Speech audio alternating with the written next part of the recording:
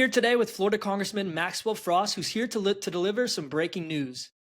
Yeah, well, unfortunately, today we just heard that the governor of Florida, Ron DeSantis, has instructed his Department of Health to take away all the vaccine mandates from our schools, which is going to be devastating. I mean, kids are going to die, like students are going to die.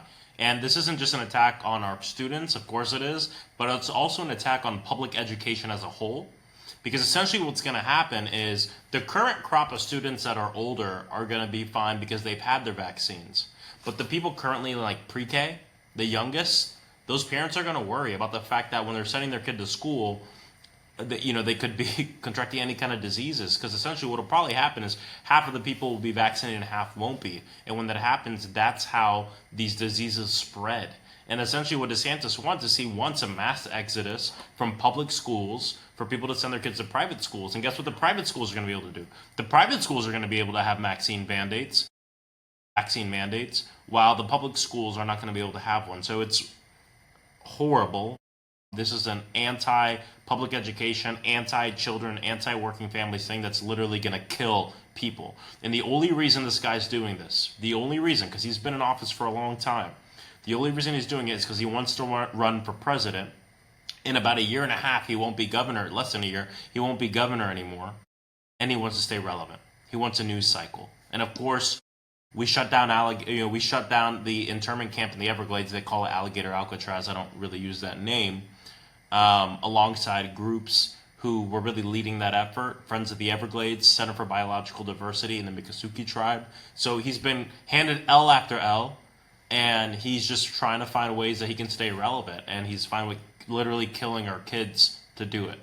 Yeah, I'm not as familiar with the vaccine mandate. This is breaking news, literally just happened today. And I was going to ask you, like, what is the actual benefit? But I feel like you actually answered why he's doing it. You shared exactly why he's doing it. And I feel like we're seeing trend over and over again in Florida is that, like, why are they doing these things? Which leads me to another thing that happened in Florida, and I definitely want to get back to the internment camp, but leads me to another thing that's happening in Florida, which is the LGBTQ plus crosswalks and the Pulse nightclub, what's happening. And me as a huge LGBTQ plus ally, like, it makes zero sense to me. And I've actually read up on the fact that rainbow crosswalks actually decrease the amount of Yeah, accidents. our And own so, problem. Yeah. so they're saying that it's like people are justifying it and saying that it's okay because it's helping, reduce accidents, but it's actually doing the opposite. And if we're not reducing the problem, then what's the problem with people expressing their love, especially in a place like Pulse nightclub? And me personally, I live right near Parkland where there was a mass shooting. So gun violence, it's like, why are we blaming other people for gun violence? And why are we blaming LGBT plus people for all these problems, trans people?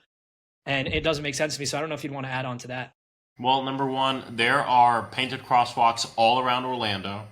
Orlando is a beautiful city and it's a beautiful area that's full of artists, right? I mean, our biggest economic driver is hospitality, experience, entertainment, art, culture.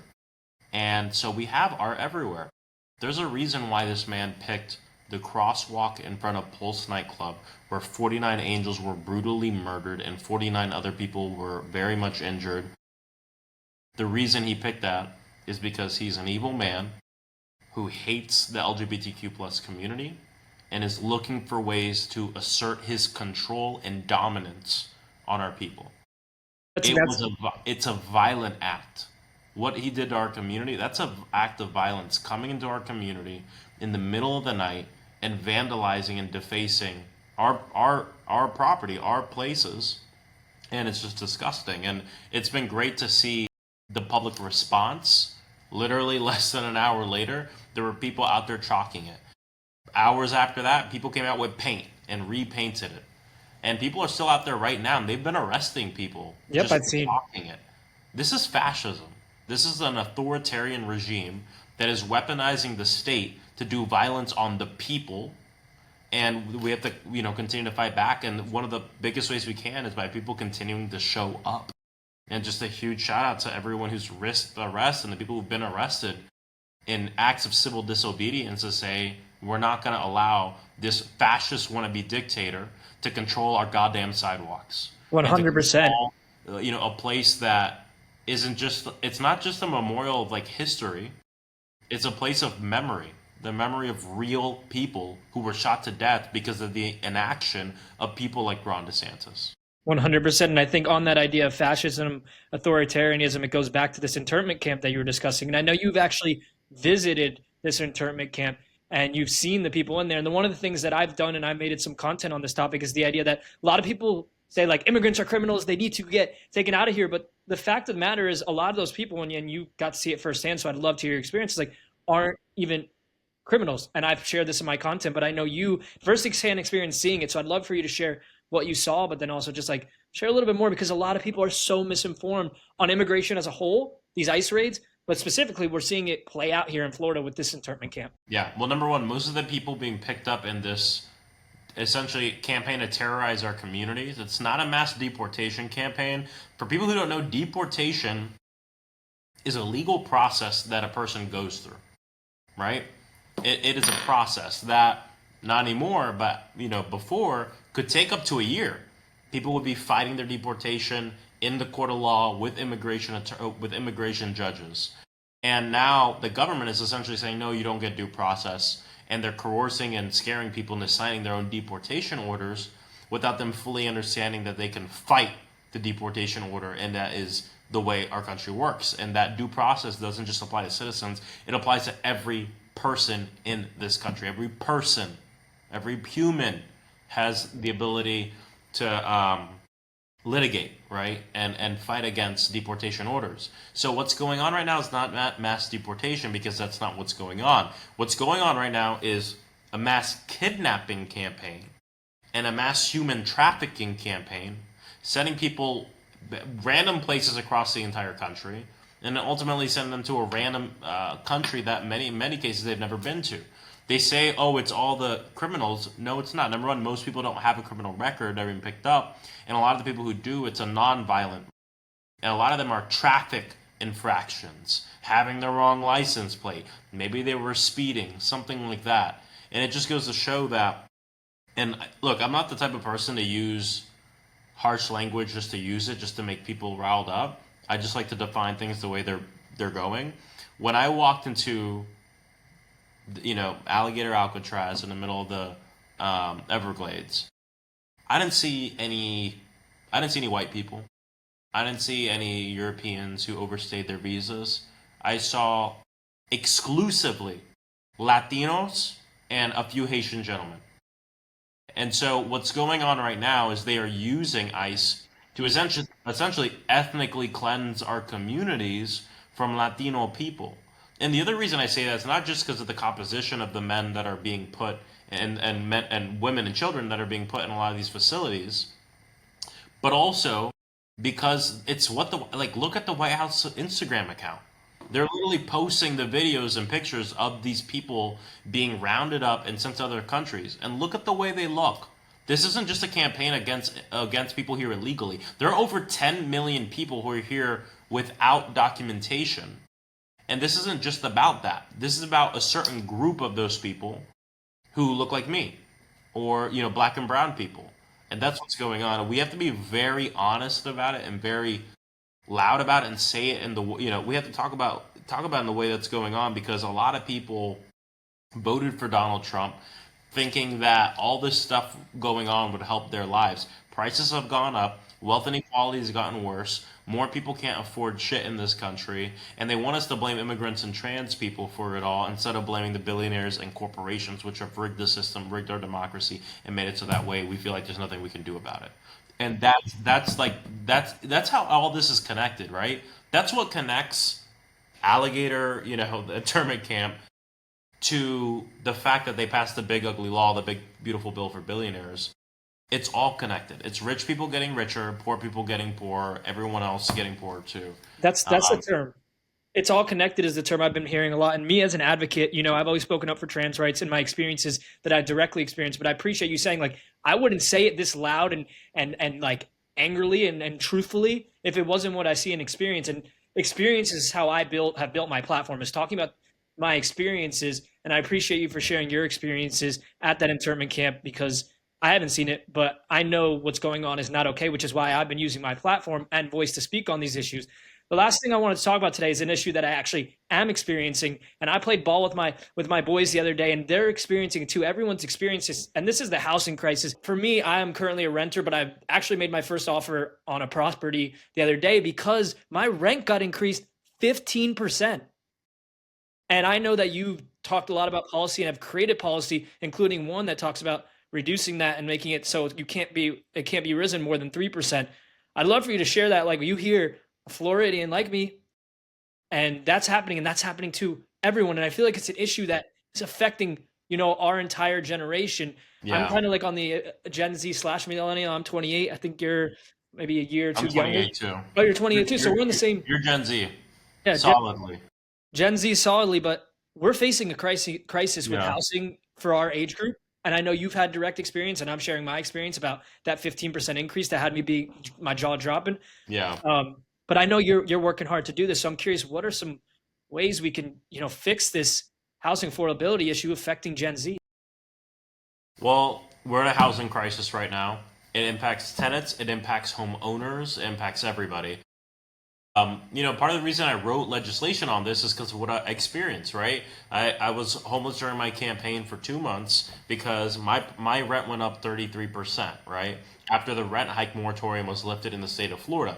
Literally, like a few days later, we got a text from our landlord on the new price because it happened to line up with the renewal of our lease. And so we couldn't renew and we had to move and we got priced out of our apartment. And the thing I always told myself was, well, at least if I win my campaign for Congress, I will never have to deal with this again. Well, then I get elected to Congress. I find out I have to get an apartment in D.C., and I apply to all these apartment complexes, and I get denied to every single one of them. And actually, I didn't have the money to move in yet because you don't get your first paycheck until February, a month into the job. And so I took out a loan to be able to move in somewhere here. So I kind of had the money. I mean, taking Yeah, out a loan I'm if you dealing with it right now. like yeah, and and I couldn't even get accepted to have the honor of paying the stupid high rent.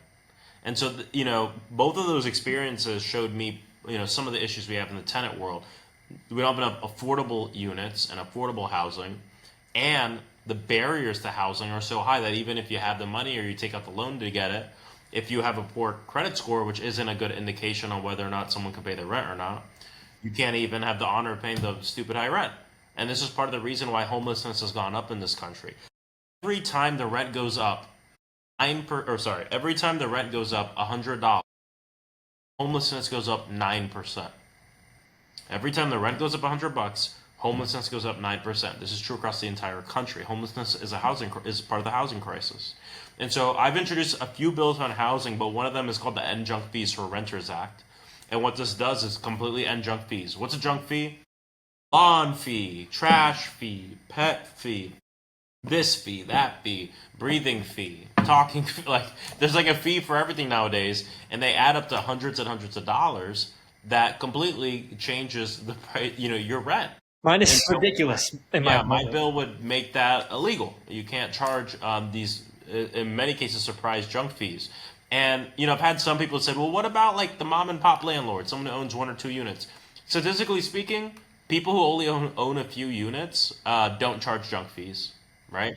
And let's say you do need to charge a junk fee, like you can't do the trash that you're legally in many states have to do for your tenants anyway. You need that $20 extra a month to do the trash. We'll just lump it into the rent. So when we are looking on Zillow or Trulia or whatever it is to find where the hell we want to live, we can see exactly how much it's going to cost us a month and not have to go through everything and see the place and go to sign the lease before we find out exactly what we're going to be paying. Yep, 100%. And I can relate to all of this. Just for me, like I've done well for myself. I thought I could afford a house, and now I'm trying to and I thought maybe I could be done renting because I'm tired of paying all these junk fees. My junk fees here are ridiculous. I didn't know how to set up my tax forms to make sure that I'm, qualified for getting a better interest rate. And so then right now I'm struggling. I'm like, wow, I thought I could do this on my own. Just how you said, oh, I thought I could do this on my own. And I'm like, oh shoot, if I want to get a house, do I need to get a cosigner? That's what the interest rate person told me. And I'm just like, I'm going through these experiences. and even a congressperson is going through this experience, or an influencer like myself is going through this experience. So a lot of Harder people to are buy. going through it. Yeah, and like what you said, it makes it impossible to buy. Like you go through all this stuff, and you get to a place where you want to buy, you want to buy a house, you want to build wealth, and then the problems that you experience as a renter and tenant make it even harder to even think about buying. And then you start thinking about buying, and most people can empathize with, 3 months of looking for a place and doing the math, and then being like, okay, never mind, I'm giving up. I just went through this like last year, and then let's say you get beyond that point, you put in an offer, you get in, and you find out in the state of Florida how crazy your insurance is going to be, right? Homeowners insurance, and how insane some of these HOA fees are, right? This is part of the Oh, problem. When I was looking for a place to live, I was saying, you know what, I want to try to buy an apartment. I was looking to buy an apartment in Orlando, average HOA fee in kind of the area that I live in being anywhere from $500 to $800 a month. A ridiculous. lot of these buildings where you don't even like a lot of the buildings I was looking at don't have a gym or anything. Like, But instead, they're focused on painting over crosswalks, exact. Yep.